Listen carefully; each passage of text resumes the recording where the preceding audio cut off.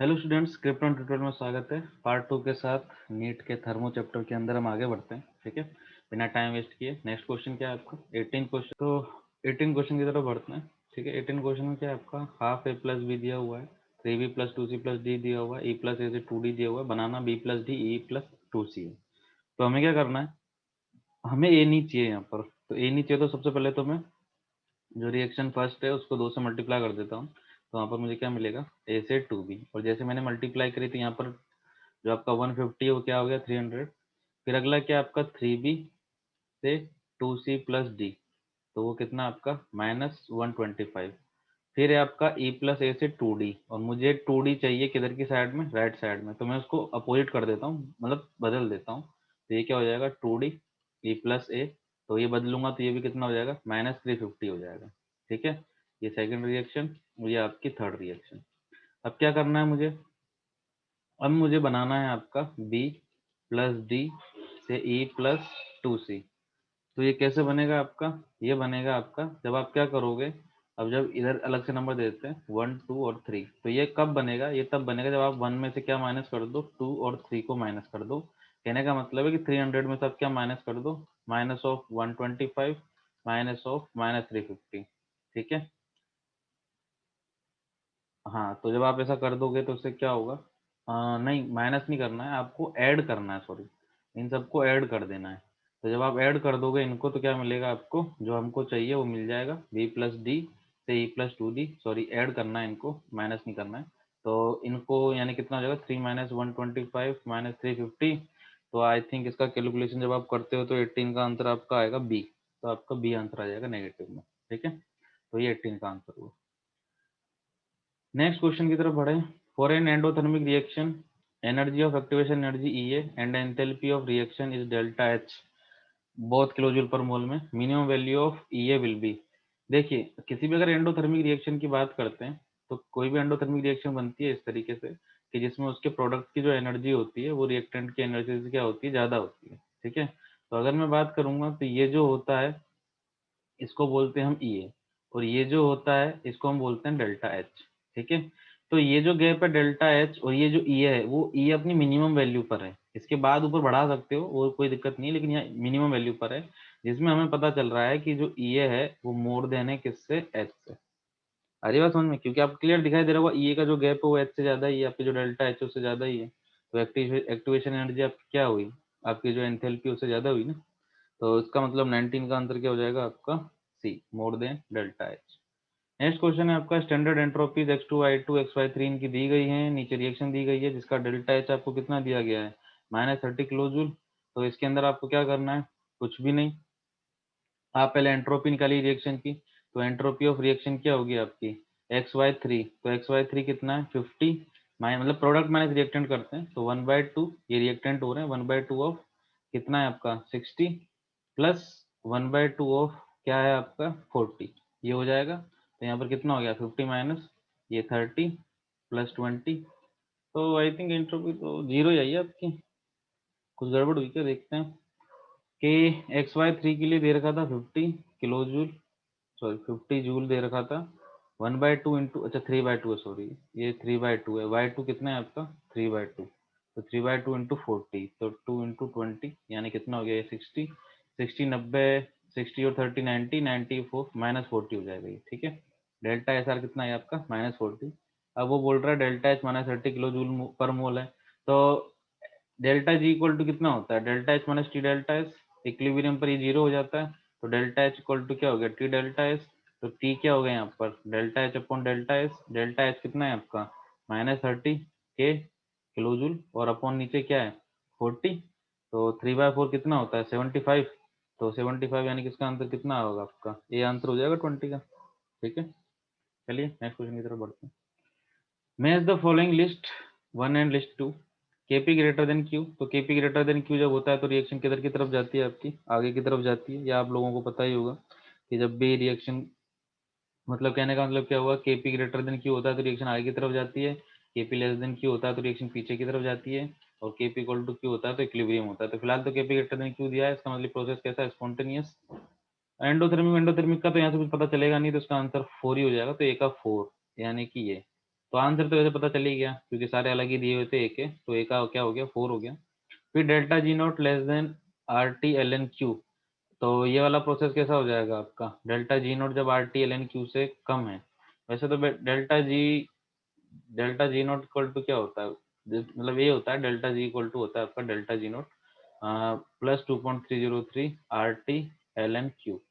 ठीक है, तो अगर ये लेस देन है किससे, इससे, तो अगर इससे लेस देन है तो डेल्टा जी नॉट क्या आएगा, greater than zero, delta G greater than zero आएगा, और delta G greater than zero आया तो स्पॉन्टेनियस नॉन स्पॉन्टेनियस प्रोसेस होगा, तो वो 1 है, तो बी का 1 दिया भी हुआ है, सी का 2 दिया हुआ है, अब तो पता चल गया आपको के पी इक्वल टू क्यू, तो इक्विलिब्रियम आएगा, तो सही है वो। और ये क्या है आपका T delta H greater than delta H, यानी कि मैं क्या बोलूंगा, less than zero delta H minus T delta H, यानी कि डेल्टा जी क्या है आपका लेस देन जीरो है, और delta G less than zero है, और डेल्टा एच क्या है आपका पॉजिटिव टाइप का दे रखा है, इसके अंदर नेगेटिव तो कुछ बोला नहीं है, तो इसका मतलब प्रोसेस कैसा है आपका स्पॉन्टेनियस एंड एंडोथर्मिक, तो इसका आंसर क्या हो जाएगा थर्ड। ठीक है, next question, 3 moles of an ideal gas, एक सेकेंड हटा देते हैं इसको, 3 moles of an ideal gas expanded spontaneously into vacuum, vacuum का मतलब होता है कि बाहर से कोई प्रेशर नहीं लग रहा है, यानी कि पी एक्सटर्नल कितना हो गया आपका जीरो, जैसे पी एक्सटर्नल जीरो हो गया तो वर्क डन भी जीरो हो जाएगा। ठीक है, वैक्यूम मतलब किसी से कोई लेना देना नहीं है, बस रिएक्शन हो रही है, कोई बाहर से प्रेशर वैशर कुछ भी नहीं लग रहा है, तो आपका वर्क डन कितना हो जाएगा zero. Next, for vaporisation of water at 1 atmospheric pressure the value of delta H दी गई है। वेपराइजेशन इक्विलिब्रियम पर होता है, इक्विलिब्रियम पर हमें पता है delta G equal to zero होता है, तो जीरो इक्वल टू क्या होगा delta H minus T delta S, तो टी निकालेंगे कैसे, delta H upon delta S, delta H कितना दिया है आपका 40.63 किलो जूल, यानी कि 10 power 3 upon 108.8 joule kilo inverse, जब आप इसको डिवाइड कर दोगे तो डिवाइड करने पर आपको जो वैल्यू मिलेगी वो इसका आंसर हो जाएगी, एंड आई थिंक 23 का आंसर होगा सी। ठीक है, नेक्स्ट की अगर हम बात करें, इसको मिटा देता हूँ, Fe2O3 3CO2 Fe3CO2 FeO CO FeCO2, तो हमें CO चाहिए, Fe2O3 चाहिए इधर की साइड में ही, तो और 2 FeO है, तो इसका मतलब अगर ये रिएक्शन 1 है और अगर ये रिएक्शन 2 है, तो मैं क्या करूंगा 1 माइनस टू इंटू टू। ठीक है, जब 1 माइनस टू इंटू टू करोगे तो आपकी रिएक्शन मिल जाएगी, यानी कि मैंने क्या किया है -26.8 माइनस 16.5 इंटू टू किया है। ठीक है, तो इसको जब आप सॉल्व करोगे -26.8 माइनस 16.5 इंटू टू, तो सॉल्व करने पर आपको जो मिलता है वो मिलता है आपका कितना हो जाएगा 26, और ये 32 के आसपास जा रहा है ना, तो प्लस में जा रहा है आंसर 32 और फिर 26, गैप तो 6 का ही है, 24 का आंसर डी लग रहा है, तो आंसर क्या हो जाएगा डी हो जाएगा। ठीक, नेक्स्ट है the value of delta H and delta S for the reaction C graphite CO2 CO gas दी गई है, डेल्टा एच और डेल्टा एस दे दिए, reaction will be spontaneous at, तो आप क्या करना है, आपको निकालना है स्पॉन्टेनियस के लिए डेल्टा जी क्या होना चाहिए, less than zero, delta G less than zero, यानी कि delta H minus T delta S less than zero, यानी कि delta H upon delta S less than T, ये होगा ना, तो delta H upon delta S को सॉल्व कर लो, तो ये यहाँ से कितना आएगा आपका 170 किलो, यानी कि 30 10 पावर 3 सॉरी अपॉन 170, ये लेस देन टी, यानी कि 1000 केल्विन से टेम्परेचर ज़्यादा होना जरूरी है, तो वो क्या है यहाँ पर एक ही ऑप्शन है बी, तो आंसर बी हो जाएगा। नेक्स्ट क्वेश्चन क्या है, एच एच के बीच की bond energy C double bond C ये सब दिए हुए हैं, एंथैल्पी फॉर द रिएक्शन पूछा है, तो ऐसे केसेस के अंदर एंथैल्पी कैसे निकालते हैं, उसको बॉन्ड एनर्जी बोलते हैं, तो हमें रिएक्टेंट के बॉन्ड्स की एनर्जी माइनस प्रोडक्ट के बॉन्ड की एनर्जी वो करते हैं, तो यहाँ पर क्या है आपके सी एच बॉन्ड कितने 4, तो 4 इंटू सी एच बॉन्ड की जो बॉन्ड एनर्जी है वो, प्लस एक सी डबल बॉन्ड सी की बॉन्ड एनर्जी, प्लस एक एच एच के बीच की बॉन्ड एनर्जी, माइनस क्या करेंगे हम, कितने सी एच बॉन्ड है यहाँ पर 3 3 6, तो सी एच प्लस, मतलब ब्रैकेट लगा दिया मैंने, प्रोडक्ट ये पूरा रिएक्टेंट के लिए था, ये किसके लिए था आपका रिएक्टेंट, जब भी बॉन्ड एनर्जी निकालते हैं तो रिएक्टेंट्स के बॉन्ड की एनर्जी, जितने भी बॉन्ड्स उनकी एनर्जी का समेशन माइनस प्रोडक्ट के बॉन्ड की एनर्जी का समेशन, तो उधर क्या है एक बॉन्ड है आपका सी सी, तो यानी कि आपको यहाँ पर क्या करना है 4 इंटू सी एच कितना है आपका 410.50, सी डबल बॉन्ड सी कितना है आपका 606.10, प्लस एच एच के बीच की बॉन्ड एनर्जी कितनी है 431.37, तो ये क्या हो गया reactant minus product 6 into C H कितना है आपका 410.50, प्लस सी सी कितना है आपका 336.49, तो जब आप इसको सॉल्व कर लोगे तो आपका आंसर आ जाएगा, और आंसर होगा आपका 26 क्वेश्चन का आंसर होगा बी। ठीक है, सॉल्व आप आई थिंक कर सकते हो, थोड़ा सा देख लेना आप लोग, सॉल्व कर लोगे इसको, चलिए वैसे मैं आपको एक आइडिया दे सकता हूँ इसके अंदर कि ये जो रिएक्शन वो हाइड्रोजनेशन की रिएक्शन थी, ठीक है। तो इसका आंसर नेगेटिव ही आना था। क्यों? क्योंकि आप एक पाई बॉन्ड ब्रेक करके दो नए सिग्मा बॉन्ड बना रहे हो। जब एक पाई बॉन्ड वीक बॉन्ड को ब्रेक कर दोगे और दो स्ट्रॉन्ग बॉन्ड बनाओगे तो ऑब्वियस सी बात है रिएक्शन अपने आप होना चाहिए। और जब भी रिएक्शन अपने आप होना चाहिए तो नेगेटिव ही आंसर आता, मतलब नेगेटिव, मतलब हीट रिलीज होगी उस टाइम पर, तो आंसर नेगेटिव में आना ही था। तो डी और सी तो आप वैसे काट सकते थे, बचा ए और बी, सॉल्व तो फिर भी करना ही था। बट मैं आपको एक आइडिया दे रहा था कि मान लीजिए एक ही ऑप्शन नेगेटिव होता तो फिर आप कैसे डील करते हैं, ठीक है। चलिए तो 27 क्वेश्चन की तरफ बढ़ते हैं। 27 क्वेश्चन में क्या आपका H2Cl2, तो H2 कितना दिया हुआ है आपको 434, Cl2 कितना दिया हुआ है आपको 242, और आपको HCl कितना दिया हुआ है वो दिया गया 431, ठीक है। ये हो गया आपका। तो क्वेश्चन की तरफ बढ़ते हैं। क्वेश्चन में क्या करना है आपको, पहले तो रिएक्शन लिखनी है बैलेंस, तो H2 प्लस Cl2 से 2HCl बन जाएगा, बैलेंस हो गई रिएक्शन। बॉन्ड डिसोसिएशन एंथैल्पी दी गई है, जब भी ऐसे दिया जाता है और फॉर्मेशन पूछा गया तो आपको क्या करना है, रिएक्टेंट की जो एनर्जी होती है माइनस प्रोडक्ट की एनर्जी। जब भी बॉन्ड डिसोसिएशन या बॉन्ड एनर्जी देती जाती है तो रिएक्टेंट माइनस प्रोडक्ट ही करते हैं। तो H2 प्लस Cl2, तो H2 क्या है आपका, एक ही मोल है तो 434 हो गया। Cl2 कितना है आपका 242, माइनस 2 टाइम्स क्या है आपका HCl, वो कितना है आपका 431। जब आप इसको माइनस करोगे तो आपका 186 अराउंड कुछ आता है, माइनस 186 अराउंड। लेकिन हमसे जब भी फॉर्मेशन की एंथैल्पी पूछी जाती है तो वो हमें एक मोल के लिए निकालनी होती है। यहाँ पर हमने क्या रिएक्शन में क्या लिखा है, 2 मोल्स लिखा है। अरे बात समझ में। तो 2 मोल्स की अगर माइनस 186 किलो जूल पर मोल है तो 1 मोल की कितनी होगी, तो माइनस 186/2, यानी कि माइनस 93 किलो जूल पर मोल। तो इसका आंसर क्या हो जाएगा, ए। ध्यान रखिएगा फॉर्मेशन की एंथैल्पी 1 मोल की ही निकाली जाती है। नेक्स्ट द फेस रिएक्शन दी गई है यहाँ पर एक, which of the following condition are correct.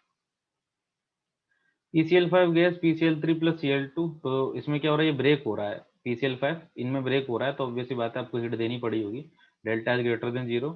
और एक मोल जो है गैस का वो 2 मोल बना रहा है तो आपकी एंट्रोपी भी बढ़ी होगी गैस, क्योंकि गैस के मॉलिक्यूल जैसे बढ़ते हैं एंट्रोपी बढ़ती है। तो delta is greater than 0, delta is greater than 0, इसका मतलब इसका आंसर हो जाएगा आपका डी, ठीक है। 29, इसमें पूछा गया which of the following are not state function. तो आपको पहले बता देता हूँ Q और W ही केवल क्या होते हैं, पाथ फंक्शन होते हैं, ठीक है। तो Q आपका पाथ फंक्शन है, W आपका पाथ फंक्शन है, स्टेट फंक्शन नहीं है। Q plus W equal to delta U होता है, वो स्टेट फंक्शन होता है। H minus TS equal to G होता है, गिव्स फ्री एनर्जी भी क्या होती है आपकी, स्टेट फंक्शन होती है। इसका मतलब आंसर क्या हो गया 2 और 3, तो 20 का आंसर हो जाएगा। 30, कंसिडर द फॉलोइंग इक्वेशन।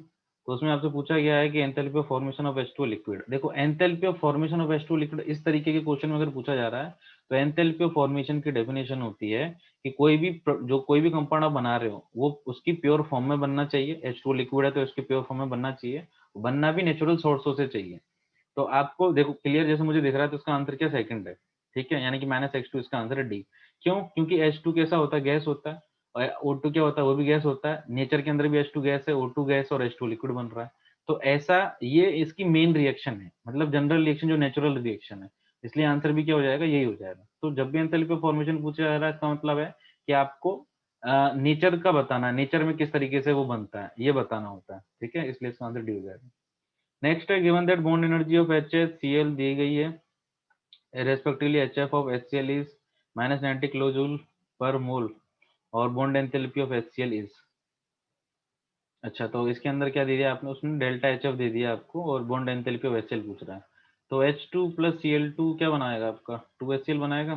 तो बॉन्ड एनर्जी कैसे लिखेंगे, बॉन्ड मतलब एंथैल्पी ऑफ फॉर्मेशन कैसे लिखी जाएगी इसकी, बॉन्ड की एनर्जी दे दी गई है तो वही आपका HH प्लस ClCl, और यहाँ क्या है -2 ऑफ HCl, ठीक है। बॉन्ड एनर्जी कितनी दी गई आपको -90, HH कितना दिया आपको 430, ClCl कितना दिया 240, 2HCl ये हमें पता लगाना है HCl की बॉन्ड एनर्जी। तो जब आप इसको सॉल्व करेंगे तो आप दिख रहा होगा कि इसको जब आप उधर की तरफ लेकर जाओगे तो नेगेटिव आएगा, तो ये नेगेटिव मान लीजिए, चलो मान के लीजिए कर ही देता हूँ सॉल्व। ये 430 कितना होगा 0, 437 426 -2 ऑफ HCl, इसको उधर भेज दिया तो ये कितना हो गया 670 -90 कितना हो जाएगा 97, कितना होता है 6 होता है ना, तो -760 हो जाएगा ये। और ये कितना होगा -2 ऑफ HCl, माइनस से माइनस कैंसिल, तो HCl के बीच की बॉन्ड एनर्जी कितनी आई, तो 2 3 जा 6, 2 8 जा 16 और 0, यानी कि आंसर क्या हो गया 31 का ए। 31 का आंसर क्या हुआ आपका ए। क्लियर, आगे बढ़ते हैं। 32 इसमें identify the correct statement for change of gives free energy for system delta G system at constant temperature and pressure. तो कांस्टेंट टेम्परेचर एंड प्रेशर के ऊपर बोला गया है, तो कांस्टेंट टेम्परेचर पर आपका और प्रेशर पर डेल्टा जी सिस्टम का क्या क्या सही होता है। तो डेल्टा जी सिस्टम जब लेस देन जीरो होता है तो क्या होती है, रिएक्शन स्पॉन्टेनियस होती है आपकी, ठीक है। और फिर उसके बाद delta G greater than zero तो नॉन स्पॉन्टेनियस होती है, इक्वल टू जीरो तो इक्विलिब्रियम में आ जाता है। तो यही आंसर हो जाएगा आपका, पता ही है आपको सारी चीजें पहले से इसमें। Assume each reaction is carried out in an open container for which reaction will delta H equal to delta E। ठीक है, assume each reaction is carried out in an open container for which reaction is delta H equal to delta E। तो ऐसे open container के लिए हमें क्या use करना है, delta H delta E delta NG/T। अगर हमें इसको इसके बराबर करना है तो डेल्टा NG का जीरो होना जरूरी है, क्योंकि R और T तो कांस्टेंट है, वो तो जीरो होने से रहे। डेल्टा एनजी मतलब प्रोडक्ट के गैसियस मोल्स माने रिएक्टेंट के गैसियस मोल। पहली रिएक्शन को पकड़ा तो क्या होगा, प्रोडक्ट का 2 है CO2 के पास, और रिएक्टेंट साइड में 3 है, 2 CO के 1 ऑक्सीजन का, तो ये माइनस होना है, तो ये जीरो के बराबर नहीं है। इसके अंदर फिर सेकंड रिएक्शन को पकड़ा तो सेकंड में कितना हो गया, 2 - 2, तो ये जीरो हो गया, तो आंसर क्या हो गया आपका बी। बाकी में आप चेक कर लोगे तो जीरो नहीं आ रहा होगा, और जीरो नहीं आ रहा होगा इसका मतलब आपका डेल्टा एच डेल्टा ई के बराबर नहीं होगा, ठीक है। The enthalpy and entropy change for the reaction Br2Cl2 दिए हुए हैं, respectively the temperature at which the reaction will be in equilibrium। हमें पता है कि delta G equal to delta H minus T delta S होता है, at equilibrium delta G equal to zero, delta H minus T delta S equal to zero हो गया, तो delta H upon delta S equal to क्या हो गया, temperature. Delta H आपको दिया, डेल्टा एस आपको दिया है, तो टी इक्वल टू क्या हो जाएगा आपका 30 इंटू 10⁻³ अपॉन 105। तो टेम्परेचर की वैल्यू यहाँ से फाइंड करोगे तो कितनी आएगी आपकी, वो अराउंड अराउंड आएगी आपकी 285.7 के अराउंड आती है। तो इसका आंसर हो जाएगा आपका बी, ठीक है, 34 का आंसर बी। तो इस सेशन को हम यही रोकते हैं, ठीक है। 70 क्वेश्चन बहुत है, तो नेक्स्ट सेशन के अंदर भी 17 क्वेश्चन आएंगे, तो आप उतना अगर प्रैक्टिस कर लेते हो वो भी बहुत है। 2-3 दिन के अंदर अगर ये चैप्टर खत्म हो जा रहा है तो उससे बेटर क्या है, ठीक है। तो अभी आपके पास पर्टिकुलर टाइम है, तो 2-3 दिन तो दो हर चैप्टर को, इतना दे सकते हो आप। तो चलिए मिलते हैं फिर नेक्स्ट क्लास के अंदर, मतलब नेक्स्ट आपके लेक्चर के अंदर। तब तक के लिए टेक केयर।